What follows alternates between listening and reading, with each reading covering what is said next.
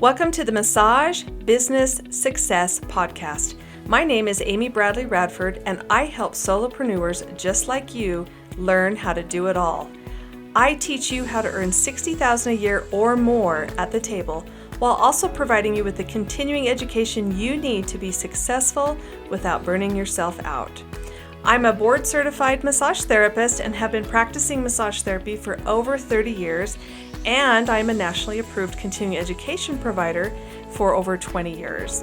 I had my monthly business column in Massage Magazine called Advanced Business Strategy for many years, where I was able to share all kinds of tips about how to have a successful business with business owners just like you.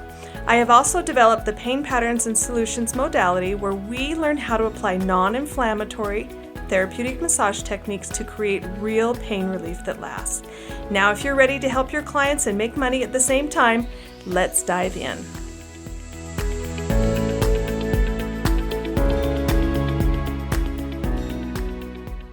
Well, gosh, hi, my friends. It is really good to be back with you today. It has been quite a while. It's been about 8 weeks since my last business episode, and I just want to be honest about this pause. So as I reflected on why I stopped for a bit, I realized that it's the perfect thing to talk to you about today, and it's a powerful thing. We're actually going to be talking about some concepts of compassion and energy and healing and neutral space, which I have been teaching and living these concepts for years. But after living through what I'm about to share with you over the last 2 years, I realized that today I have something a little deeper to offer.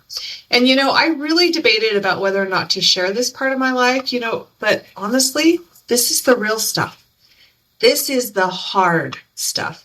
And if there's one thing I have learned in the last couple of years, is that so many people that I know and don't know are walking through their own versions of it right now. And if my story can give someone out there just a little bit of hope for another day or another season, then it's worth sharing. So I read somewhere that your health doesn't matter until you lose it.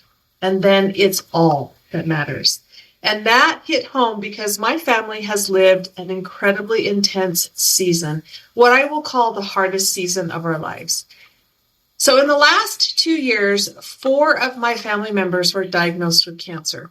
2 have unfortunately passed away, and 2 are stable, but they're living in that strange kind of in-between where they're hopeful but uncertain, and they don't want to think too far ahead, and they don't know what their future holds, but they're trying to live, but it's still really hard. And because of this beautiful business that I have and the clients, the amazing clients I serve, I was able to set things down. And I set down a lot of things in the last couple of years. I set down a lot of plans about my business, a lot of future progression. I just kind of stopped it. And I did what I absolutely had to, and I spent my time where it mattered most. And that was actually helping a lot of my family members. So, that's one of the blessings of this work. I've always wanted a business that could travel with me, and thank heavens I actually had one that could with my coaching business. But I spent in total 6 months living in a different town, out of hotels and hospital rooms and ICUs, practically moving into the ICU with my younger sister, who had a brain tumor that was removed and then ended up with 7 surgeries in total in that year of 2024 due to complications and infections. And it was hard. That was a really hard time for me. And it was kind of one of those things where you just kept going. The next step, and then all of a sudden something would happen again, and you just kept going. And it blew my mind that an entire year had passed before we actually found some stability in our lives. And there were so many moments watching her fight for her life. And I wondered if I would be taking her home to her children or not. And I watched her dig deeper than I thought humanly possible. And, I walked that road with her. I was helpless to change any of it, but determined that I would walk beside her every day.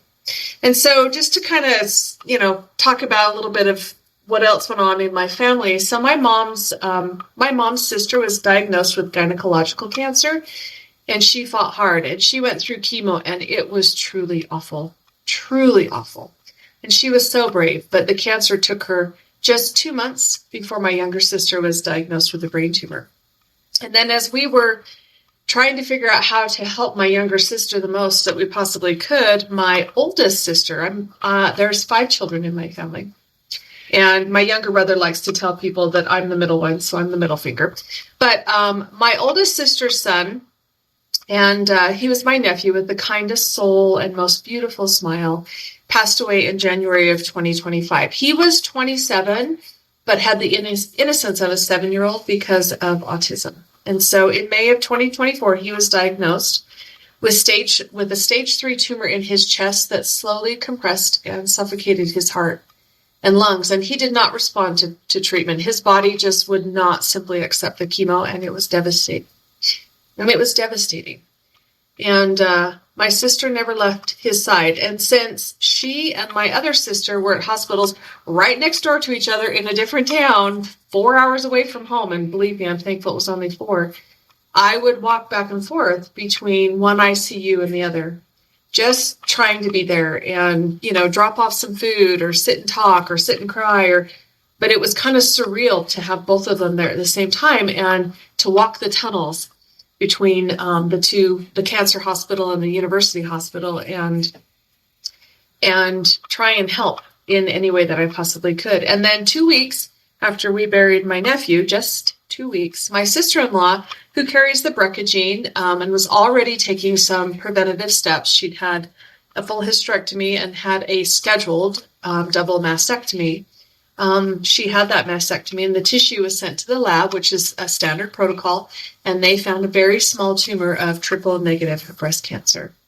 So she went through chemo, and honestly, folks, after all I've seen with chemo is the cure that leaves you dead alive. It tries to kill you while you are still alive, and you still live through it. And it is a necessary evil, I think, in some ways, as what it is. And it's hard. It's hard to watch somebody go through that. It's hard to watch people go through chemo and radiation like my sister and try and still be a mom and live and, balance a checkbook and pay bills and just try and live when you actually feel like you're dying. And so it's hard to watch people go through that chemo journey.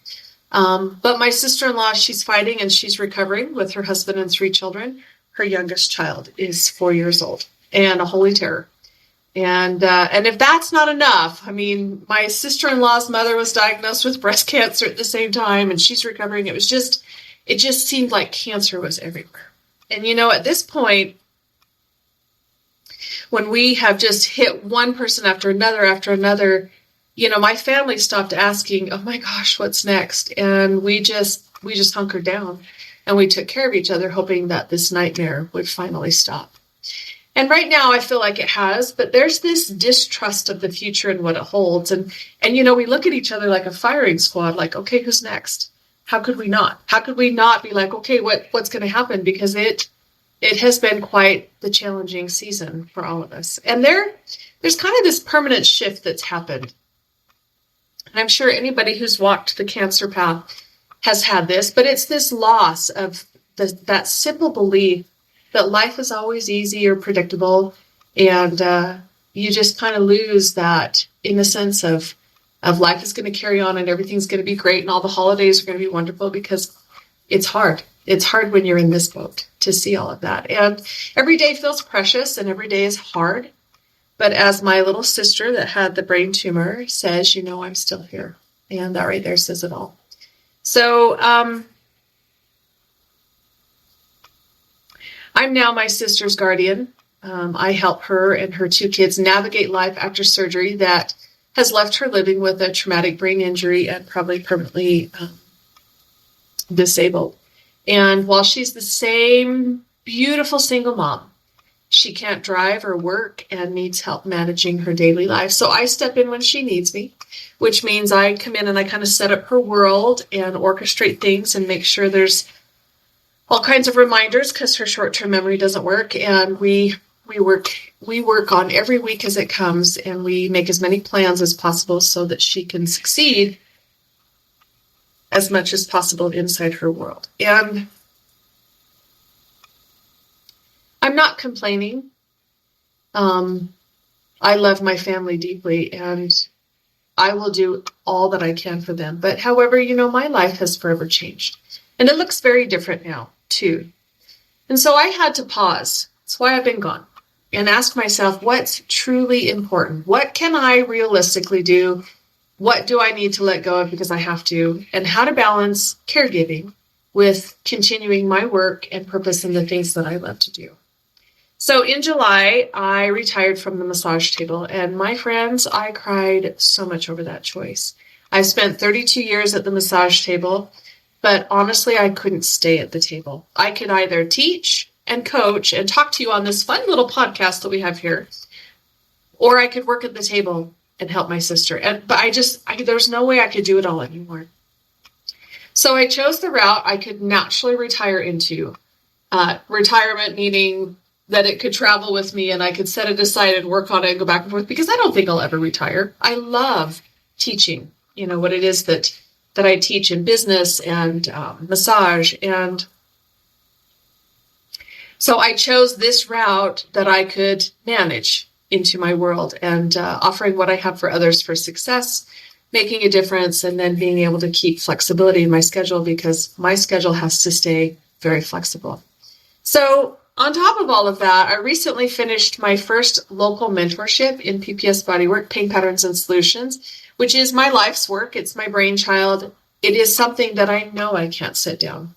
And so that was the other reason why I chose to step away from the table, was so I could actually teach this particular system. And I put this system together to help the body heal inflammation, because we can get people out of pain, but if you can't heal inflammation, then it's just going to keep driving. And so we learn about healing inflammation by treating the tissue inflammation builds, and that's scar tissue. And there's a lot more reasons why the body builds scar tissue than just injury. So I can't wait to share more about this in the new year. That is actually something I really wanted to do. And I hope you all look forward to learning more about healing and inflammation and pain patterns with me at the start of the new year. So my schedule most days, I teach and coach in between doctor's appointments and grocery runs for 2 or 3 households. I cook a lot of meals in triplicate. I cook a lot. And I deliver food and I cry. Sorry. And I hug everybody close. And then I try to help my mom, who's lost so much in such a short time. I just moved her next door to my house. A house came available that is handicap accessible, and my mom is moving less. She has a lot of health issues, and my dad's been gone for 8 years, and so her health is failing, and she needs more help all the time. But can you imagine the heartache of watching your sister, your children, and your grandchildren all struggle at once? It's been a lot, and it's broke her heart, and it's aged her. And when I sit back and I look at all of this, none of this happened to me directly. I've been right there in the trenches in this freaking storm, doing what I can, where I can for the people I love. And it is beyond important, my friends, to focus daily on what we still have instead of what we lost. And I just have to spotlight my husband, who's my rock. And he's a first responder with experience in life-altering trauma. And he gave me the best advice through all of this and stood by my side through all of it. And I lived away from him for 6 months last year. And he said, honey, I think this is one of those situations where it's best to just take things in stride. You just keep moving forward. Whatever happens, happens. You honestly have no control except over yourself, and you do your best in the moment, and you know it's enough. And you know that it's enough. And truer words have never been spoken. So if you've been wondering where I am at, wondering where I've been the last couple of months, this is where I've been. I had to finally stop. When the storm has settled, it feels like we've settled, even though we're trepidous a little bit. I finally just kind of took a breath and I cried. I cried a lot. And I grieved. I grieved for people and myself and my career, and I had to rest. I really did. I was so tired, and I needed to recenter, and I had to take some time to start figuring out what our new normal looks like, so I knew what to do next. So I'm back, and obviously I didn't kick the podcast to the curb because honestly, this is one of my favorite things. I started it in a really hard time. I started it in October of 2024 and just kind of hit our first year even through all of this.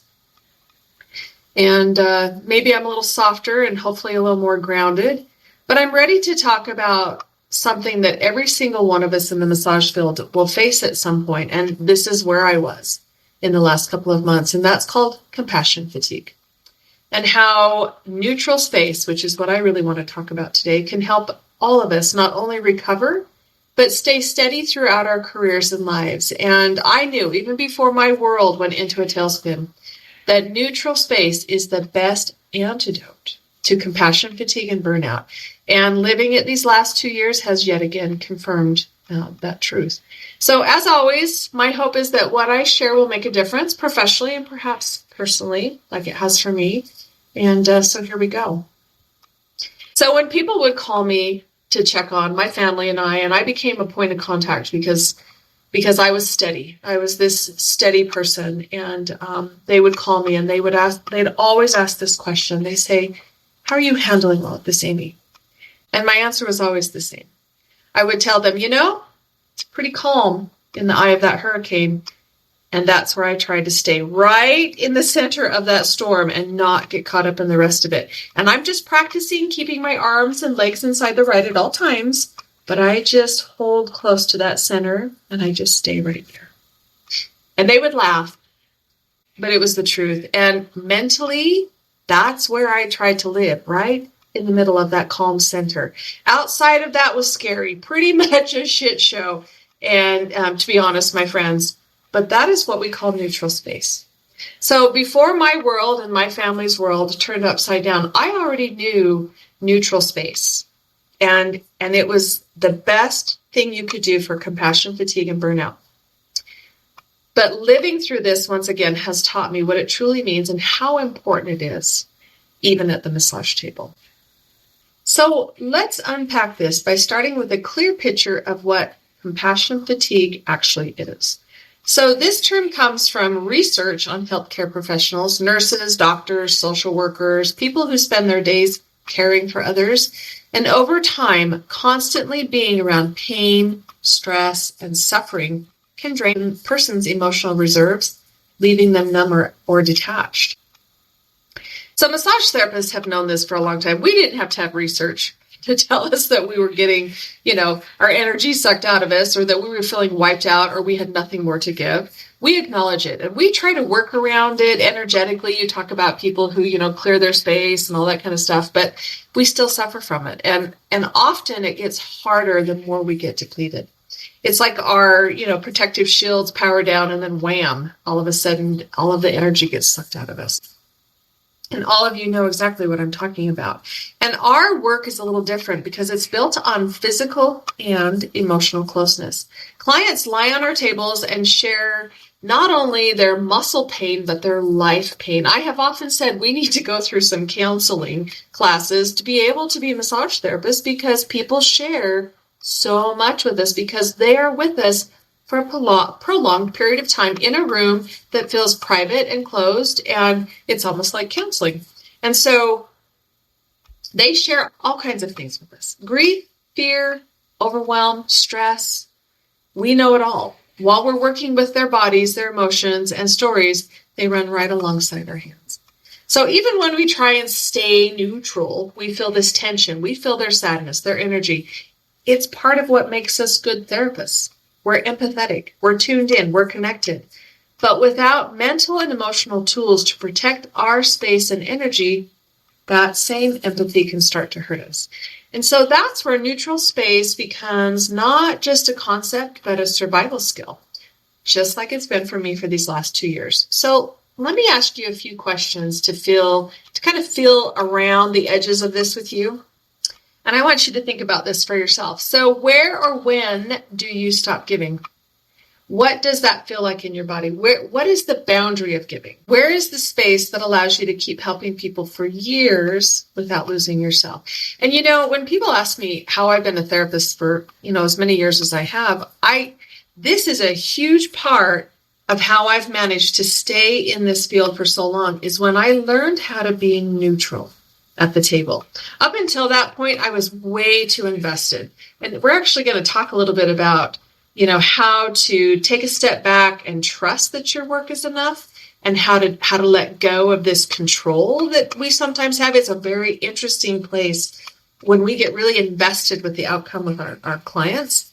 But we're going to talk about how to understand what those boundaries actually feel like.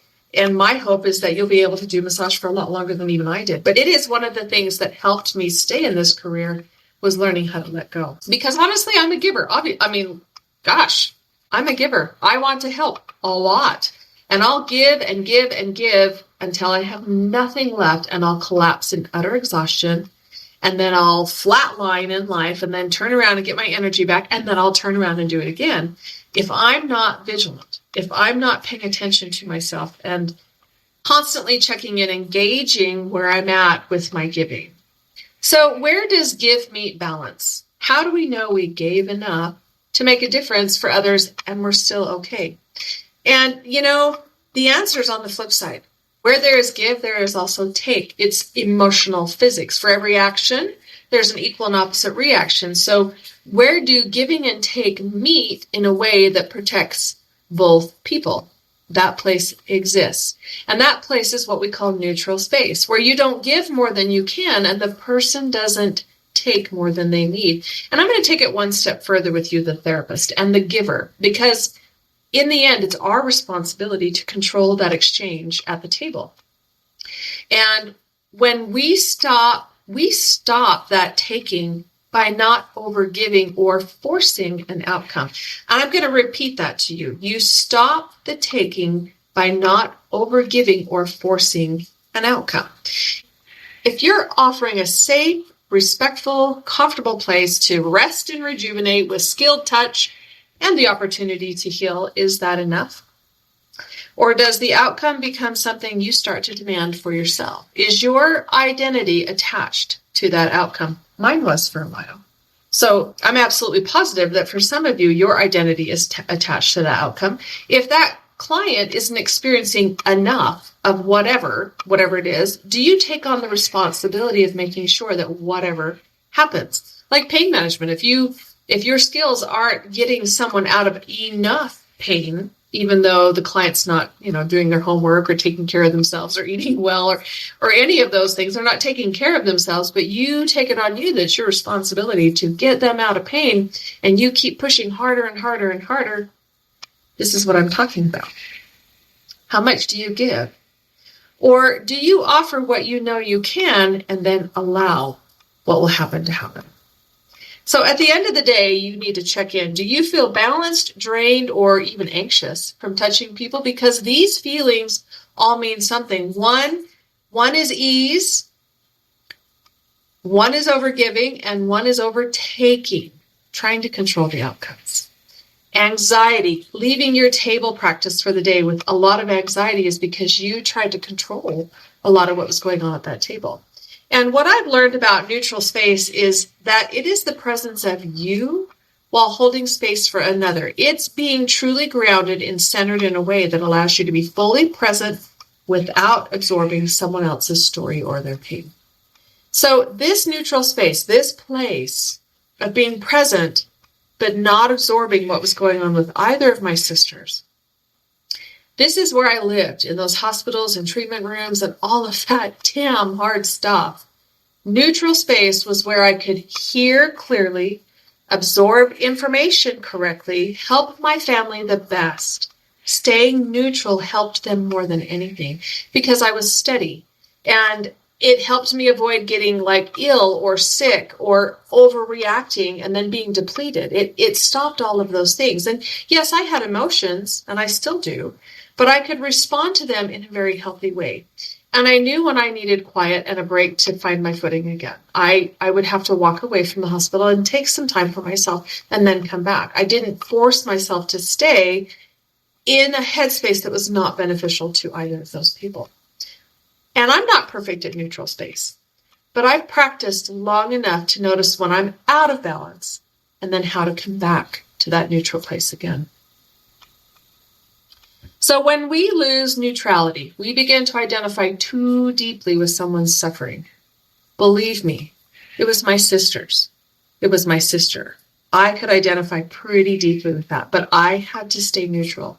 And then we start to try to carry their problems rather than just walk beside them. And the thing about it is you can't do it for them. You can't step in their shoes and be the person that has the surgery instead of them. And you can't take their pain away and take it on yourself. You just can't. You cannot. But what you can do is be with them every step of the way. So care crosses an invisible line. And that invisible line, for those of us at the table working with clients, that's where compassion fatigue begins, is when care crosses over that invisible line and we try to carry it instead of walk beside them. So at the table, that feeling of neutral, losing that feeling of neutral can look like leaving certain sessions very heavy or even on the verge of tears. And this usually happened to me after I'd worked on too many people in a row. I had seen 6 or 7 people in one day, and that last appointment, I was literally on the verge of tears because I didn't have any more to give. And I wasn't listening to myself. And then as the more tired you get, the more drained you get, the more you can't control that state of neutral, and then people start really taking a lot of your energy. Or we've talked about this before, dreading appointments, not because of the client, but because of how drained you feel after working on that client. Or feeling like your well of caring is gone. You still show up, but your heart feels very far away from it. You dream about other jobs, leaving this one and going and working for the bank or being a Walmart greeter. I mean, all of those things are telling you not only burnout, but that you're done. You can't give anymore. And for us, for massage therapists, we get to a place where we don't want to touch anybody anymore. We even go home and don't want to touch people. And we're done because it's just costing too much from us. Just don't touch me for a while. That's another sign that you have crossed that giving line. And then I think the number one thing, and if you've had any time at the table, you are going to identify with this really clearly, and that is noticing that your ability to make a difference, your effectiveness starts dropping. The positive outcomes or the treatment outcomes that you want to see are harder to reach, even though you might be trying more, because you just can't care in the way that you did because it's dried up. That care has been drained. So it's not that we stop caring, it's that we care past the point of our reserves. And compassion fatigue is not failure. It's the byproduct of caring deeply without staying grounded in that safe, neutral space, that eye of the hurricane. And you can still care deeply. I cared immensely for my family. You just can't sacrifice yourself. You have to make sure you stay in that place where you can have enough and be enough, and it doesn't deplete you, and you can continue to move forward for years. So when I teach about neutral space, I describe it as this invisible container that allows healing to happen through us, not from us. Healing never comes from forcing an outcome. It comes from simply being present and allowing it to happen. And yes, many of us call ourselves healer. I call myself a healer, even though some people kind of cringe at that word. But here's the truth. This is what I think a healer is. A healer is someone who facilitates and creates the conditions for the body to heal itself. Let me say that again. We facilitate or create the conditions for the body to heal itself. That's what it means to be a healer. I'm not healing someone. I'm creating the space so the body can go in and do it itself. And the minute we force that action, it steals from our energy, or it will steal from the client's energy as well. Now that we've named compassion fatigue and we've also named neutral space, here's why I believe massage therapists are very vulnerable to this compassion fatigue. And number one is, where else do you go that someone touches your body for an hour or 90 minutes or 2 hours with basically not stopping? Where else do you go in the world where another person touches you that long? That constant touch is hard to manage. It is an energetic exchange. If I'm touching someone, they're touching me. That's just how it goes. We don't always think of it that way, but it's the truth. If I'm touching you, then you're touching me. It might be your back that's touching me, but my hand is touching you and your back is touching me. And we do it for hours with minimal loss of contact. Who else does that? If you aren't grounded in your head and you don't have this place of neutral that you can operate out of, and you're touching multiple people in a day, you will get depleted. It's not because you're failing, it's because it's predictable. So the other reason I think that massage therapists are particularly vulnerable to this is that talking, the emotional exposure that we get from our clients. So our clients will talk and they will release stress and grief and trauma, and we're right there, physically touching them, emotionally listening, energetically communicating with them, all while they're talking. And we become a witness to their story. Most of us weren't trained to listen neutrally. We bring our personal coping strategies into a professional setting. And this is where, when we talk about boundaries, this adoption of ethics, adopting those things, bringing them into our belief structure. We don't always have an ethical background in our professional settings. So a lot of times when things are emotional, we tend to go to our personal coping mechanisms and our personal boundaries in our professional setting. And then we get involved and we don't know how to back up. We don't know how to take a step back. And that's where I think this place right here, and we get into these habits and behaviors with specific clients. Once they've shared with us, there's a connection. There's a connection with them, and they come in for their next appointment and they kind of pick up where they left off, and we get involved in their stories. And so that is a hard place to stay neutral.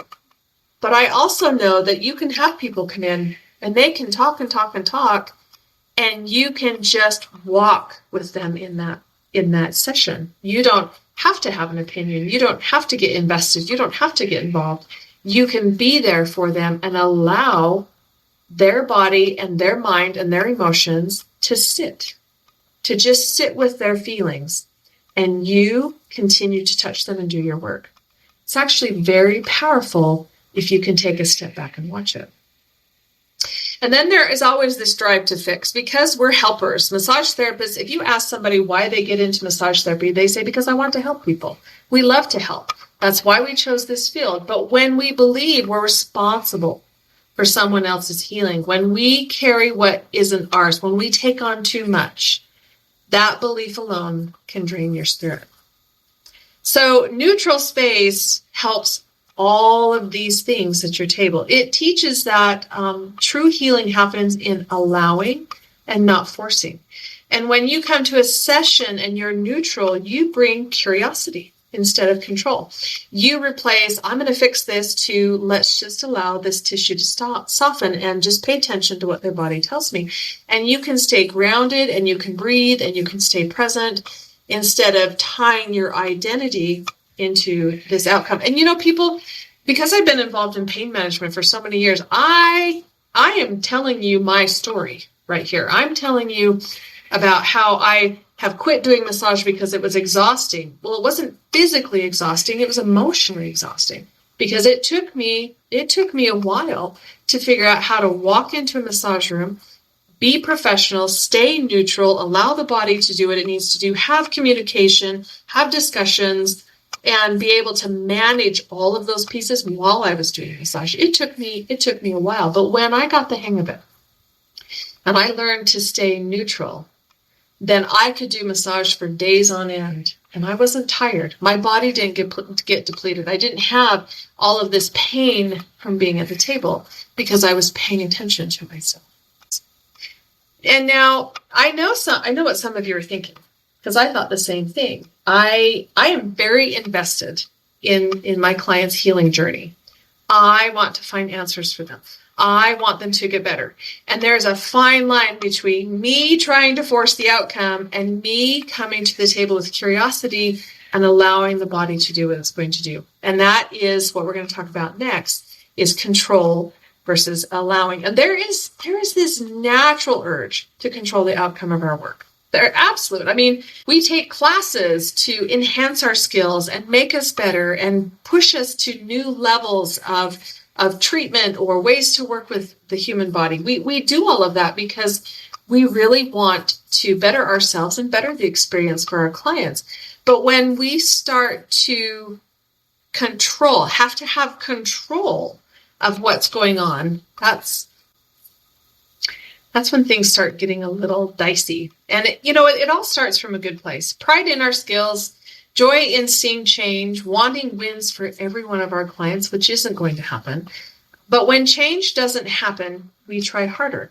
And then harder, and then harder. And we take those courses to find answers for one or two people. I can't tell you how many times I've taught classes, and that therapist was there for an answer for one client who was they couldn't figure out how to make this person better. And they needed to take a step back. And the other thing we do when we try to control is we work past the scheduled end time. We have time contracts with our clients, and we work past that when enough change hasn't happened by the end of that session. And we overbook the week because people have called us and they just need some help. And we bend our policies, and then we give discounts, and we squeeze people in. Sound familiar? And it looks like helping more, but in reality, you help less. The more you push yourself, the more depleted you get. And in that depleted space, you produce less results because you are so worn out. The more you leave neutral space and try to make it happen, the faster you drain and the less impact you have. Even as you give more, it ends up being the opposite of what you intended. And here's what years of fatigue and near burnout showed me. When I held steady to allowing the body to do what it needed, and I gave my best from a state of neutral, outcomes were often better than expected. And there's a deep trust that you learn to lean into when you're in neutral. And when I stayed neutral and things weren't progressing, I could actually see clearly what was in front of me. If a client needed referral to another modality or medical care, I could recognize that and act. And so being neutral made me more accurate clinically and much more healthy emotionally. When I got too close and I tried harder and harder, I wasn't actually looking at what was in front of me because all I could see was the problem instead of to take a step back and see what was best for the client as a whole. So the next time you start to feel this tug of war inside a session, I want you to just take a deep breath and then ask yourself, am I walking with them or am I forcing a reaction? And if you feel like you're pushing into this, then I want you to take a step back and allow. Just take a deep breath and just allow the tissue to tell you what's next. And you will be surprised how the energy of that whole session will shift. Your client will even walk out of that session and go, wow, I don't know what changed partway through, but I feel so much better. And that's because you allowed the body to do what it needed to. You facilitated a place where it could heal itself instead of forcing that reaction because you wanted something to happen. So now that you kind of get a felt sense of neutral space, let's kind of create a framework for practicing it consistently. So I say there are 7 elements of holding space, and we're going to go through each one of these 7. And the first one is just be present. You don't have to be perfect. You don't have to be productive. You are just there. The second thing is you need to listen to understand, not respond. And this is basic listening skills. I would listen to what people would say, and I didn't have to say anything back other than, oh, it's that letting the person just express and not having to fix their problems or come up with an answer. The third one is unconditional positive regard. Basically, what this means is regardless of where the person is in their life or who they are, what they've done or anything, you just honor them as a human being, the client's humanity. And I've often used this phrase of hold them with 2 hands instead of pointing with 1 finger, meaning that you do not have an opinion. about what's going on with them, their body, their world. You are just there to walk this hour with them and offer them the opportunity to heal, and their body can accept it or they can accept it. And then you have to learn to sit with what is, which means discomfort doesn't require a rescue. You don't have to rescue this person from whatever's going on in their world. You can just be there in whatever it is. And this is the place I sat with in surgery number 5 and 6 with my sister going, you know what? I don't have to rescue her. I can't change any of this, but I can sit here with her. I can make sure that I'm an advocate for her care. I can make sure that all of her needs are met, that I can meet, and I can do whatever I can. And I can just sit and hold her hand. And I don't have to rescue her from this situation. And we don't have to talk that way. We just can sit with it because it is what it is. So let's take a deep breath and move to the next step. And that's all you have to do with your clients. You just have to be with it. And then my favorite one, and I've mentioned this word lots through podcasts, is allow. And I believe that true healing work comes through allowing, not forcing, not pushing, not harder, not more, but allow. And healing always happens with permission, not pressure. And breathing, your breath is your boundary. Anytime you find yourself holding your breath or you're not deeply breathing, you are not working out of a state of neutral. You are pushing, you are forcing. And breathing is your boundary. And when you can't breathe, you take a step back and take a deep breath. And reground, which is our 7th one. Come back to center as often as needed. And there were days, literally, honestly, days, and sometimes hours, when I would, even at my massage table or this experience over the last 2 years, I would just drop my shoulders. Literally, like shake my head and drop my, like I'm doing right now as I'm talking to you. Just drop my shoulders and breathe. And physically let go of the what ifs, the what is, and the what has been. And I would just breathe. And then I would do what I can. Because all I can do is all I can do. And doing more from depletion, that helps no one. So neutral doesn't mean distance. It means steady. Neutral doesn't mean indifferent. It means steady. And it says, I care and I am centered and I am here. So, I've talked a lot about burnout on this podcast, but I want you to know that there's a difference between burnout and compassion fatigue. Because I know, and they a lot of times play together. Because when you start to lose control of your business or your clients or all of the things, then you start to experience burnout. But then burnout can tip into compassion fatigue because we don't have healthy boundaries. So burnout, if you were to give it a definition, really that's about systems and schedules wearing you down. Too many hours, too little rest, too many responsibilities, too many things being, shoved aside, too much procrastination, all of the things. That's burnout. Compassion fatigue is when you are no longer neutral. And empathy turns into ownership. And we stop holding space and start forcing outcomes or abandoning our healthy boundaries because we want something to happen for somebody. And we start forcing. So neutral space does not make you numb. It allows all of this love and peace to coexist with pain, knowing that you don't have to fix it. You're just there. So even living from center, the weight can still catch up. So understanding neutral space really helped me walk through this path with my family members in the last couple of years. But after my sister finally stabilized and I realized I was empty, even though I had tried really hard to stay in this place, I was completely empty. And I had given every ounce of energy, and even staying centered, I was exhausted. And you know what the giveaway was for me? It was so interesting. That year that I spent in hospitals around sick people, I never got sick. Never even got a cold. Not even a sniffle.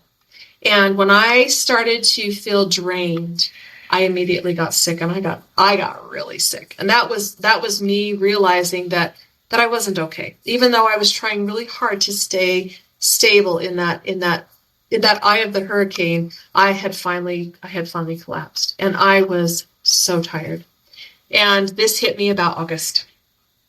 And so I stepped away from everything. I stopped recording. I stopped posting. I stopped emailing. I stopped pushing. Sounds familiar, right? I even stopped social media because it was driving me crazy, and I rested. And I would get up and I would sit in my hot tub in the morning and I would read a book and drink my coffee.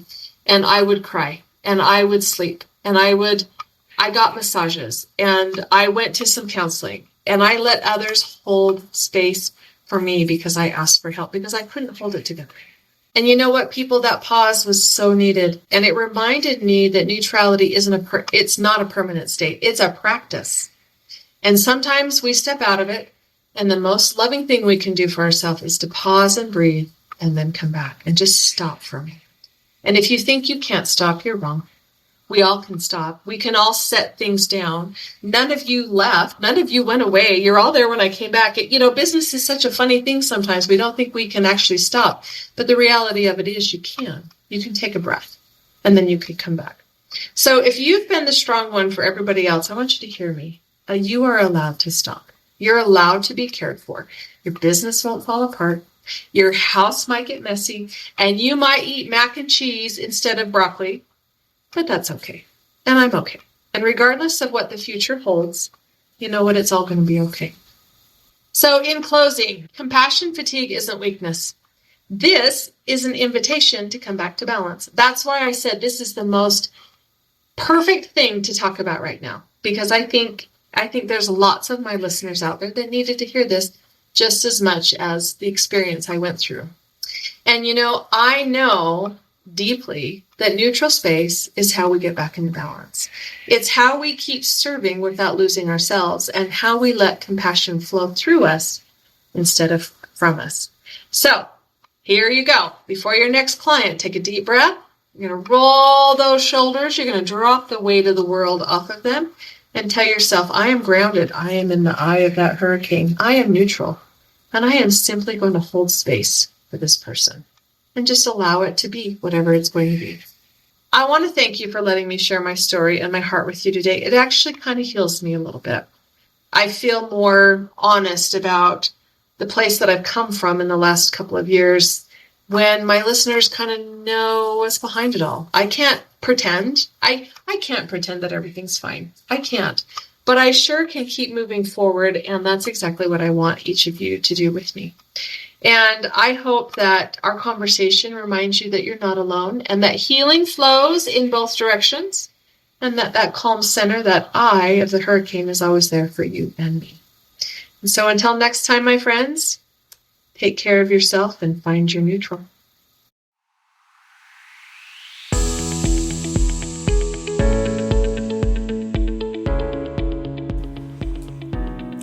Thank you for listening. For more information about classes, products, or coaching, go to amybradleyradford.com. And if you've liked what you've heard, please subscribe and leave us a review.